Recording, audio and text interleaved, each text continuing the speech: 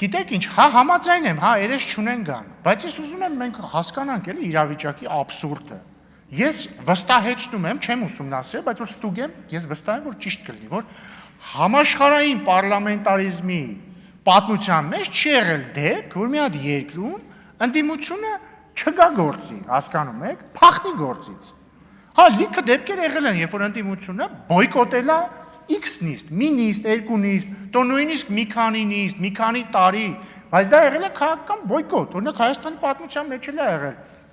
Արդարություն դաշինք կար 2003 թե 4 թվականին ընտրված, այդ մարդիկ քաղաքական բոյկոտ էին հայտարարել։ Կամ թեկուզ մեր դեպքում 21 թվին, 22 թվին մեր ընդդիմությունը բոյկոտ հայտարարեց, չէին գալիս,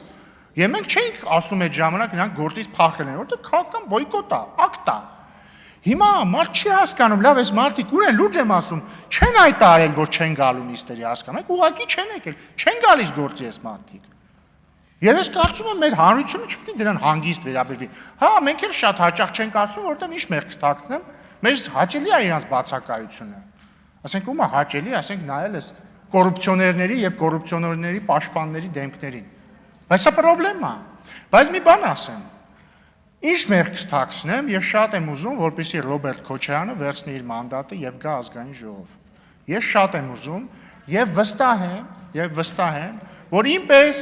բազմաթիվ մարդիկ 2008 թվականի մարտի 1-ի երեկոյան կամ մարտի 2-ի առավոտյան երազել են ունենալ հնարավորություն Ռոբերտ Քոչարյանին հանդիպել առանց թիկնապահների եւ առանց ոստիկանության։ Եվ ես եւ դուք, պարոն Ալեքսանյան, ես կարծում եմ, այդ հնարավորությունը շուտով կստանանք։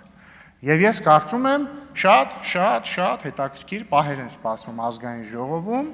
սպասում ենք, պարոն Քոչարյան, սպասում ենք։